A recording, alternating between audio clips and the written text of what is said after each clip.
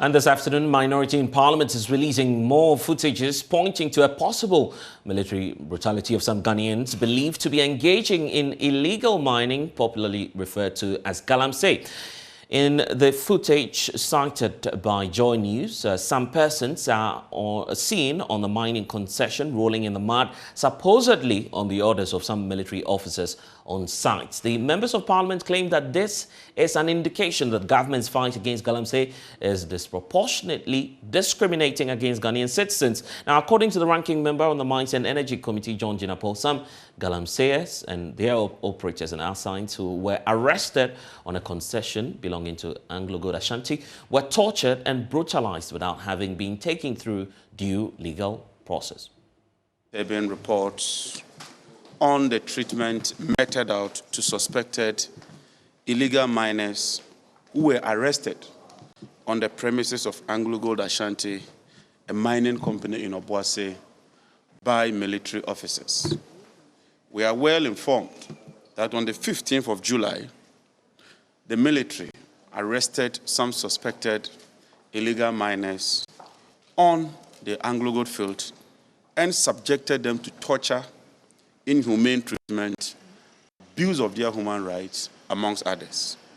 The minority find this development most unfortunate, disturbing, and we strongly condemn the use of brute, excessive, and disproportionate force in the so-called fight against illegal mining. This flagrant disregard of our laws and constitution under the Akufo-Addo-led government is most unfortunate and must be roundly condemned in the strongest terms possible. We find this incident despicable. We find this incident unfortunate, and we find this incident highly reprehensible.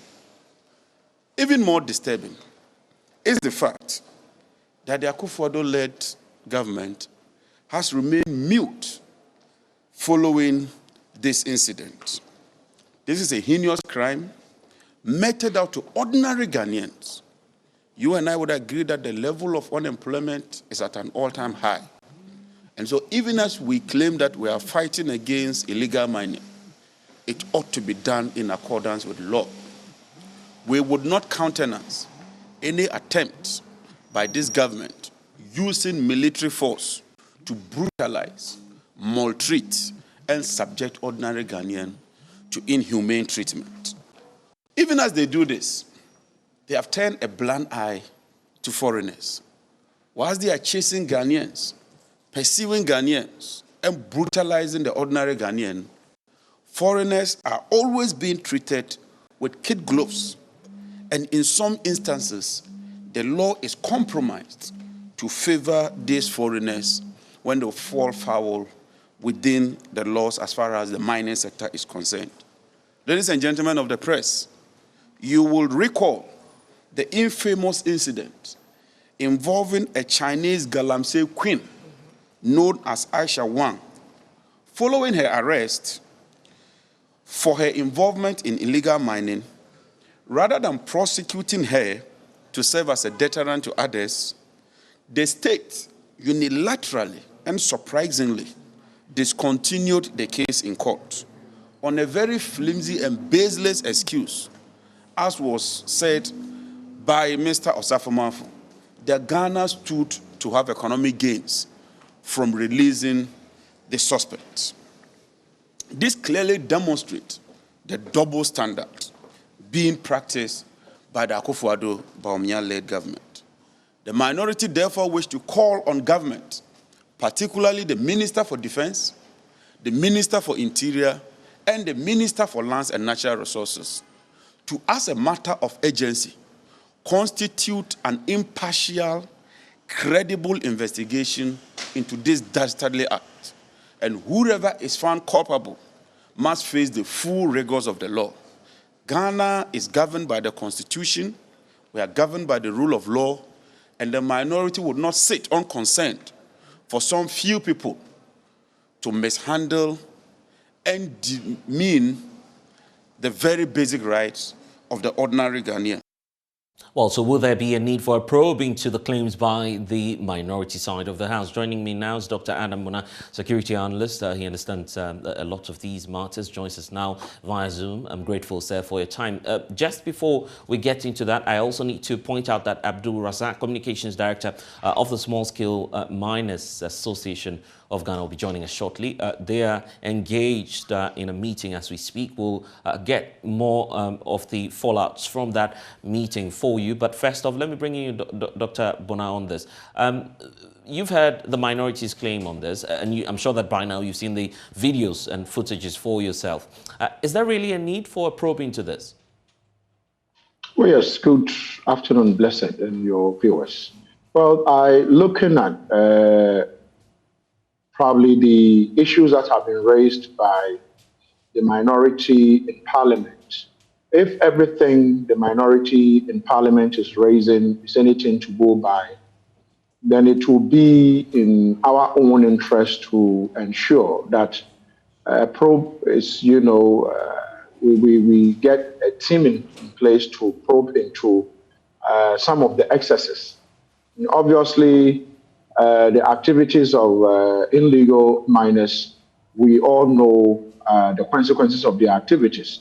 They've polluted our waters, destroyed, our forests, cover, and they've done a lot of things that I would also call despicable. But that is not to say if someone is using brute force and accosting and arresting these people and probably brutalizing them, it should not be investigated. But whilst we are asking for the right things to be done, I think it will be right to also urge the galamseyers to know that our laws forbid them from engaging in some of the activities they find themselves engaged in. And we all know how difficult it's becoming to sometimes find water when you travel outside Accra because most of the water bodies have been polluted. But be as it may, I would say that instead of asking the Interior Ministry or probably Defense to institute a probe, I would rather say the Speaker of Parliament can constitute a team to investigate some of these allegations, and let's see if there is anything that will be of interest. Even before we go into the likely terms of reference, there's a concern about the second time that we're finding the military operation on Galamsey come under public scrutiny. We've heard from the Ghana Bar Association on the approach towards the burning of excavators. This time round, we're doing this to illegal miners. What should we be doing about the military deployment? Well, you see, it is difficult. What we need to do is to probably ask the military to be a bit circumspect. But anyone who has a bit of security training, and you can imagine when I'm sleeping in my bed in the night, a military or a police officer is out there in the forest trying to accost illegal miners. I get that. I get your rationalization of what it is that the military is doing. But just a while ago, we're seeing the footages. Probably we could bring that back again. You see scores of people lying in the mud. This is not humane, you agree? No, it's not. I saw the images and I felt scandalized because then I'm not sure the essence of, putting them in the depths. This is mad. And, it doesn't matter if they were caught in that situation. The military who are trained to deal with this issue should have moved them to a dry area and probably, then begin their investigations or interrogate them to know what they are doing there, assuming they didn't know what they were doing, the guys are doing there. But to put them in the dirt and stand in the dirt with them, and if you look at the pit that is close by, anything could happen in the second, unless, of course, some of these military officers themselves are in the pit. But if you know how some of these illegal miners operate, they use dynamite and all forms of explosives. So assuming there were some explosives in this pit and it went off, that would have killed probably or injured all of them, including the military officers. And that will be a different story we'll be telling. And so they should have moved them from this dirty, not so good-looking pits location in mud into a dry location to start whatever interrogation. But to put them in the dirt somehow goes to confirm probably some of the allegations that the minority is raising. Right. Yes, these issues have come up in the past, and I would wish that they are, those who are caught in this act, there's a law. They are, put through the due process of law so that their dignity, their rights are respected. Right. We'll assess shortly the evolution of the various military deployments we've seen to the mining concession shortly. Let me bring in Abdul Razak, Communications Director for the Small Scale Miners Association. Abdul, so you are also seeing the visuals for yourself. We have not confirmed if indeed these visuals we're receiving from the minority side of the House are indeed true and an accurate representation of what transpired. But from your checks, I understand that you've been in a meeting all day as well. Have you received some of these footages, and what's the concern of your association? Thank you very much. Good afternoon to your listeners. It is true we are in a series of meetings here and there, and then we are monitoring events. I think this issue at Obuasi has come to our fore, and we are discussing it to see how best we can get an amicable solution to those things. What the minority might be saying, like saying there should be a probe, I think we'll go for it because the information is coming. We don't see the truth, the actual direction that all of us want to go.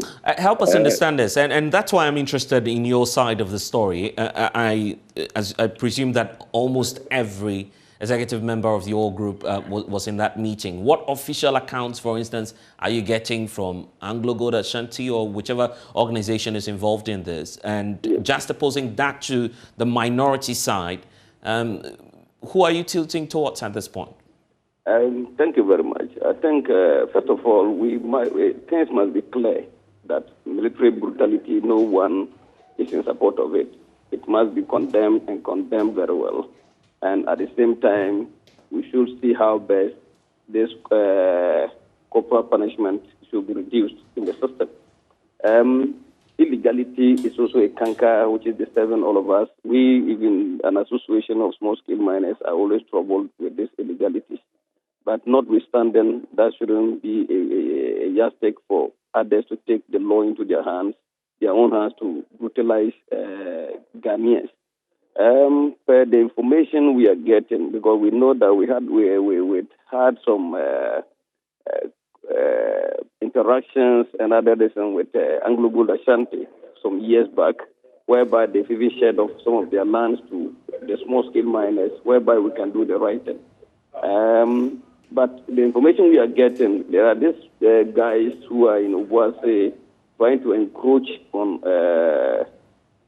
this AngloGold Ashanti. They are paid. So sometimes they get down there. AngloGold Ashanti does their own operations and those things, and then they will go down there with machetes and cutlasses down to harass them and those things. Whether it's authentic, that one, we are still also investigating. So that's why I guess you're supporting the calls for a probe into this. Yes, very well. Because the reason being that, how are we sure? Because somebody cannot have his mind, and then you have a very good negotiations with the person for him to shed off a place for you, and then you will still go to force him to harass his workers or their workers for you to get what you want. So they are in two folds.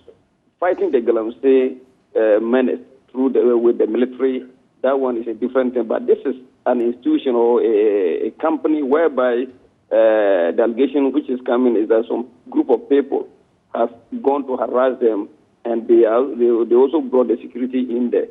That's interesting. So you are confirming to us for the very first time that these persons we see lying there in the mud may be working for a small mining company. Is that correct? No, those in the mud, that's what I'm saying. Because right. The information we are getting is that those in the mud are some group of people who are in Obuasi. They are not mine workers. and they form themselves. I think they have some gang, whereby they always go underground to harass. They have a means that they pass through to Anglo Ashanti's underground to harass the workers there. But how sure we are not yet. So we are still also taking up information here and there to be sure. As we speak, one of our chairmen, the zonal chairman, Otto Boise, I think he granted some of the one interview, and these same guys went to vandalize his house. Whether that one too is true, we are still. That's why we are having so many meetings to see to it that I think this thing will come to an end. So let me take your thoughts also on this. Also, the point about the community mining scheme, which government announced earlier this year or perhaps last year. You've been engaging government on this. How come that nothing is materialized as of now? The plan was to have members of the community, just as you're pointing out, come up in groups, and then they're giving concessions to work on. Thank you very much. That is the challenge sometimes we have, because it's a good program. It is something which would have kept this type of things. Like I told you, we had somewhere 2014, we had a steering committee which engaged AngloGold, and they shared off about 60% of their land to the small-scale miners. But lo and behold, politicians, as usual, enter into these things, and the purpose of the land has now been turned to something else. So the community mining is a good model, but until we depoliticize it and make sure that people who matter, who really are in need of this community mining thing, get into it. Because I don't think all this big land that they've given to small-scale miners, if we were to put it in good perspective and put it in the rightful way, by engaging this youth to go into it, I don't think we'll be having these challenges. Right, but here's the case: we'll get to a place whereby a DCE will go and create his own, side plans, when in pushing it for community mining, and he will take it as his own property. You see? So sometimes it is getting the young ones who are sitting idle to force themselves into places that they don't supposed to go. So the community mining, yes, is good, but the implementation somehow has been a challenge. Has been a challenge, I guess. Abdul Razak, I'm grateful for your time. He's the communications director for the Small Scale Miners Association. Let's bring in Dr. Bona once more. Very critical point is raising there about how the economic challenges could push many more young persons to go into some of the activities we are seeing on our screens now. How do we de-escalate the tension within the community? Yes, we can de-escalate the tension within the communities if we can get the executive stay away from this sort of, concessions. You and I know that it is an open secret that most DCAs in mining areas in this country or mining communities in this country themselves have been accused of being galamsey kingpins. I'm not the one saying it. Officialdom have actually raised these concerns. It means that there isn't transparency when it comes to, the sharing of this probably needed most. They're very vulnerable in our communities, those who don't have jobs to do. You have a DCA who forms a gang of, young people or a company and would sublet this to them to work and, work and pay basis. And if these things continue this way, then you are going to have this type of confrontation.